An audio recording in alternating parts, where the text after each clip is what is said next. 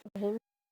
প্রিয় শিক্ষার্থীবৃন্দ, সৃজনশীল অংশে তোমাদের প্রস্তুতির জন্য আমি এসএসসি পরীক্ষার সৃজনশীল প্রশ্নের উত্তর নিয়ে আমরা আলোচনা করব।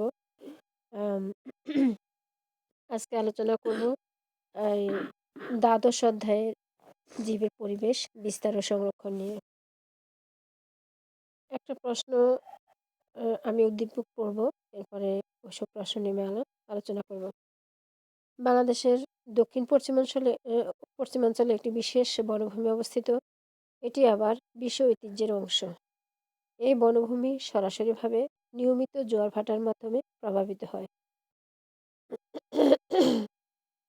এই এলাকাটি বৈচিত্র্যপূর্ণ বিভিন্ন ধরনের উদ্ভিদ ও প্রাণীতে পরিপূর্ণ। এই উদ্দীপকটি পড়লাম। উদ্দীপকের প্রেক্ষিতে আমরা পেয়েছি 4টি প্রশ্ন। ক, বায়োম কি? খ, দিনিশেক বলতে কি বোঝায়? গ, উল্লেখিত বনভূমির উদ্ভিদের অভিযোজনীয় বৈশিষ্ট্য লিখ। ঘ, উদ্দীপকের বনভূমির জীববৈচিত্র্য এক্স-সিটু অপেক্ষা ইন-সিটু পদ্ধতিতে সহজে সংরক্ষণ করা যায়। যুক্তিসহ বিশ্লেষণ করো। আসলে আমরা অ্যান্সারগুলো দেখি। ক, বায়োম কি? উত্তর, একই ধরনের জলবায়ু, একই ধরনের মাটি, একই জাতীয় বৈশিষ্ট্যপূর্ণ উদ্ভিদ ও প্রাণী নিয়ে গঠিত বৃহৎ ও পৃথকযোগ্য ইকোসিস্টেমই হলো বায়োম।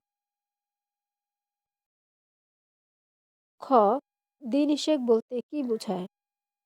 উত্তর, একই সময়ে ডিম্বাণুর সাথে একটি পুংগেমেটের মিলন ও সেকেন্ডারি নিউক্লিয়াসের সাথে অপর পুংগেমেটের মিলন প্রক্রিয়াকে দ্বিনিষেক প্রক্রিয়া বলে।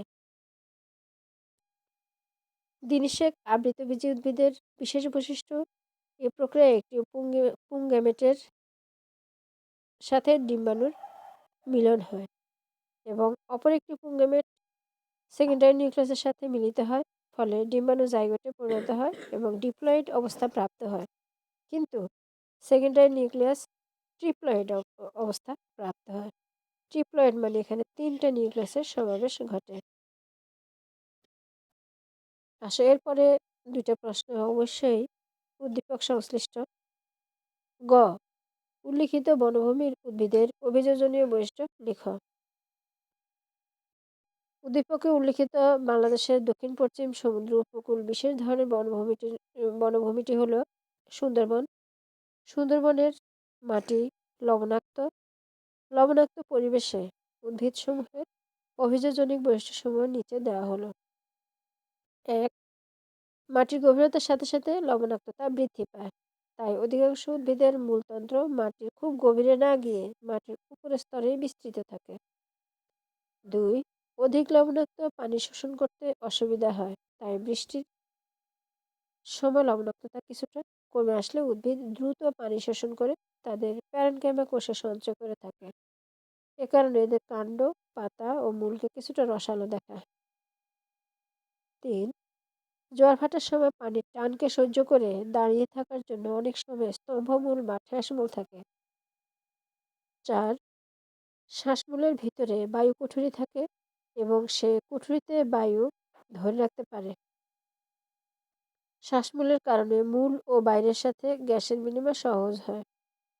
5, লবণাক্ত মাটিতে এবং জোয়ার ভাটার স্থানে বীজ এক স্থানে টিকে থাকা কঠিন, তাই বহু উদ্ভিদে জরায়ুজঙ্কুর উদ্গম হয়। এই হলো সুন্দরবনের অভিযোজনিক বৈশিষ্ট্য। এরপর আসো ঘ, উদ্দীপকের বনভূমির জীববৈচিত্র্য এক্স-সিটু অপেক্ষা ইন-সিটু পদ্ধতিতে সহজে সংরক্ষণ করা যায়। যুক্তিসহ বিশ্লেষণ। উত্তরটা হলো, আমি বলে দিচ্ছি। উদ্দীপকে উল্লেখিত বনটি হলো সুন্দরবন, যা একটি ম্যানগ্রোভ বন। উক্ত বনের জীববৈচিত্র্য সংরক্ষণে এক্স-সিটু এর চেয়ে ইন-সিটু সংরক্ষণই উত্তম। নিচে এর সপক্ষে যুক্তি দেওয়া হলো। কোনো উদ্ভিদ বৈচিত্র্যকে তাদের মূল বাসস্থান তথা প্রাকৃতিক পরিবেশে বিবর্তনীয় গতিশীল ইকোসিস্টেমে সংরক্ষণ করাকে স্বস্থানে সংরক্ষণ বা ইন সিটু সংরক্ষণ বলে। অন্যদিকে কোনো জীব প্রজাতি বা জীববৈচিত্র্যকে তাদের মূল বাসস্থান থেকে প্রাকৃতিক স্বাভাবিক পরিবেশের বাইরে রেখে জীবন্ত সংরক্ষণকে এক সিটু সংরক্ষণ বলে বা অন্য স্থানে সংরক্ষণ বলে। তাহলে আমরা বুঝতেই পারতেছি ইন সিটু সংরক্ষণ মানে স্বস্থানে সংরক্ষণ, আর এক সিটু মানে হচ্ছে অন্য কোনো স্থানে সংরক্ষণ।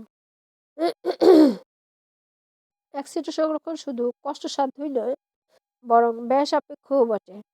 অন্যদিকে ইন সিটু সংরক্ষণের স্বস্থানে জীববৈচিত্র্য সংরক্ষণ করলে উক্ত প্রজাতির সাথে সম্পর্কযুক্ত প্রাণীগুলো সংরক্ষিত হয়। প্রাণী ও উদ্ভিদ নিজস্ব পরিবেশে থাকার ফলে অভিযোজনগত সমস্যা থাকে না। এ ধরনের সংরক্ষণের অর্থ, শ্রম ও শ্রমের অপচয় খুবই কম হয়। পরিবেশের ভারসাম্য বজায় থাকার খাদ্য শৃঙ্খলের ব্যাঘাত ঘটে না। সংরক্ষিত জীবটির উপর নির্ভরশীল জীবসমূহ সংরক্ষিত হয়। ইনসিটু প্রক্রিয়ার মাধ্যমে বিবর্তন প্রক্রিয়া চালু থাকে। বিভিন্ন ধরনের ক্যাটাগরিতে জীববৈচিত্র্য সংরক্ষণের জন্য ইনসিটু পদ্ধতি বিশেষভাবে উপযোগী। সুন্দরবনের জীববৈচিত্র্য রক্ষার জন্য মূল বাসস্থান ও প্রাকৃতিক পরিবেশ রক্ষার বিষয়টি খুবই গুরুত্বপূর্ণ, যা এক সিটু সংরক্ষণ অসম্ভব। তাই সুন্দরবনের জীববৈচিত্র্য সংরক্ষণে এক সিটু এর চেয়ে ইন সিটু সংরক্ষণই উত্তম। আচ্ছা, তাহলে আজকে আমাদের সৃজনশীল প্রশ্নের অ্যান্সার আলোচনা শেষ।